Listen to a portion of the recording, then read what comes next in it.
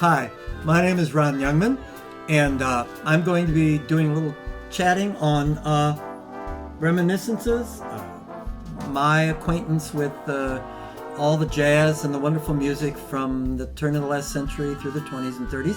And my co-host is Patty Ryan. Hi. And we're just going to kind of mill around in this thing here and see what we can do with how I ever got into this stuff, you know. I mean, when I was growing up, people were listening to, Pat Boone and whoever else was popular in the 50s, you know, that group.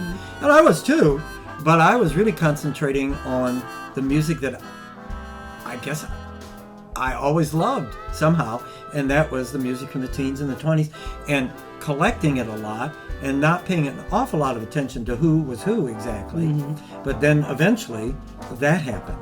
And I started to get tidbits of this, and then I was actually able to meet a couple of really incredible people from that era. Well, we'll have to hear about that. And that was nice. And then I met people who met people. That's always fun, yes. So that's good too, because it's really neat to see how they reacted, you know, to someone like Al Jolson or someone like that. Mm-hmm. But my earliest memories are of this music. I know it sounds crazy, but before I was even delivered into the world, my grandmother lived with us, and she was a flapper. She came from the 20s, and I never saw them. They were lost somewhere and moving and whatnot, but she had a collection of music recordings of she liked jazz a lot, and I think there were Louis Armstrong recordings. Boy, I wish I had those, you know. Oh, no kidding. And Bix Beiderbecke, who was a big star of the day, you know, fine cornet player, and she had all of these things. And she just would, she had a phonograph in her room, her bedroom, and apparently she would play this. And before I was even into the world, like I said, this sound, you know, they say the sounds and the things that are going on around your mom, my mom, this kind of thing penetrates. It goes, it's part. They always said to have your child listen to Mozart. Mozart, right? Your kids will be better in math. In math? In math, yeah. Oh, well, I should have had Mom listen to Mozart.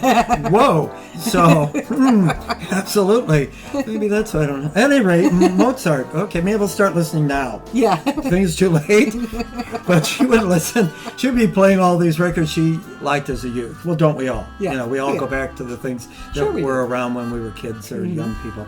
And she loved to dance. As a matter of fact, her brother, my uncle Happy. Oh, I love that. Don't you love it? Happy. It's not one of the dwarves, but he was a nice guy, you know. And he actually was a really nice fellow. He introduced on the stage, I'm told, I wasn't there, he introduced the Charleston on the stage at the Ambassador Theater. I'll be done. In 1923 or so, whenever it was just new and fresh. Apparently, you know, they loved the music. They just loved pop music and that kind of thing. On my dad's side, I did get the Mozart. I never met him because he died in the Second World War. He was an aviator, and he was, before he went into the war, he was a concertmaster of the St. Louis Symphony.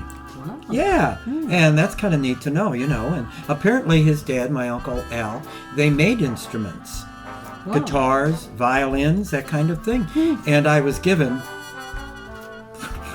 the schlock of what was left over, but I was given a violin that they had made. So I still have it. It's kind of nice to have.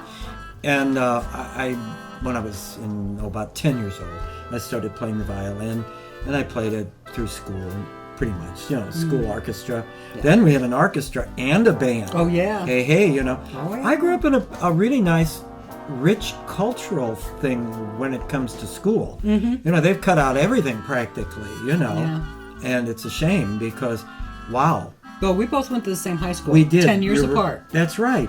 And when I went, it was like, you know, orchestras and art and Russian and languages. Russian, Latin, Spanish. They actually made us take Russian in junior high. Wow. Well, it was during the Cuban Missile Crisis. I was just going to say that was during the time when things were tense, you know. At any rate, back to the music thing.